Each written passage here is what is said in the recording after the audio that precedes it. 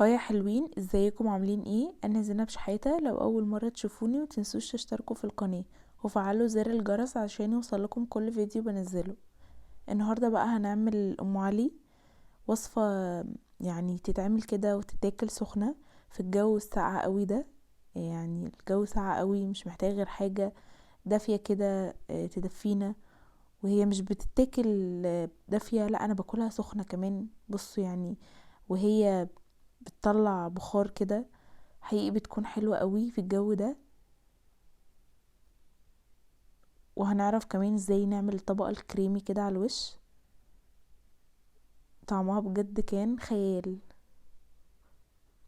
اول حاجة معايا هنا نص كيلو من الجلاش، قطعته كده اي تقطيعة تحبوها. انا قطعتها كده يعني حوالي يعني مربعات كده بسيطة. ما قطعهاش كبيرة قوي عشان يعني لما تدخلوها الفرن تتحمص معاكو كويس كده. وجبت بقى صاج او صينية او اي حاجة تحمصوا فيها او تدخلوها الفرن، هفرده كده عليها. طبعا مش هنحط الكمية كلها، ممكن تدخلوها على مرتين او على 3 على حسب، بس عشان ما تكتروش الكمية قوي، عشان يعني كل ورقة تتحمص كويس وتبقى مقرمشة.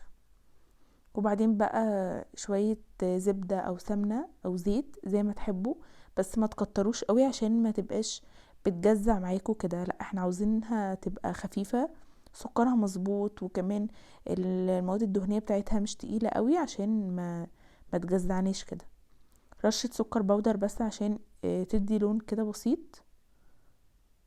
وقلبنا كل حاجة مع بعض، ادخلها بقى الفرن، ممكن الشواية تحت الشواية على طول وهتتحمص بسرعة.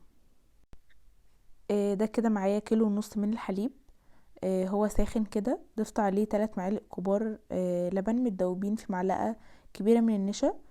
احنا بس مش عاوزين يعني مش هنتقله قوي، بس احنا هنعمل اللبن يكون او الحليب يكون يعني بديل للكريمة، يكون طعمه غني كده. وضفت له كمان نص كوباية من السكر، و يعني 3 مكعبات كده من الزبدة. ممكن تضيفوا زبدة عادي، انا ضفت زبدة بلدي، اللي متوفر عندكم استخدموه، بس هتدي طعم غني كده وحلو قوي. وضفت 2 باكت من الفانيليا بعد ما طفيت النار. هنا الجلاش بتاعي بطلعه كل شوية اقلبه كده، عشان يعني النار تطوله من كل الجوانب ويتحمص معاه ويبقى مقرمش. وهنا خلاص بعد ما طلعته، بص الصوت. معايا بقى الطواجن، هبدأ بقى يعني احط المكونات بقى في الطواجن. اول حاجة الجلاش اللي احنا يعني حمصناه ده، هنضيف طبقة. وبعدين معايا مكسرات بقى، فول وزبيب وجوز الهند.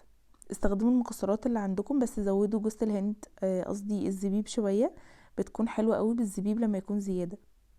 طبعا في ناس مش بتحب الزبيب قوي، فعلى حسب الرغبة. وضفت كمان طبقة من الجلاش. واللبن، بصوا خليط اللبن سخن ازاي، انا ما خليتوش تقيل قوي، معلقة النشا مش بتخليه تقيل، هي بس بتخليه يعني قوامه متماسك شوية كده، بيكون طعمه احلى. كمان ممكن تستخدموا بدل الجلاش، ممكن تستخدموا طبعا عجينة الباف باستري، تجيبوها برضو تحطوها في الفرن.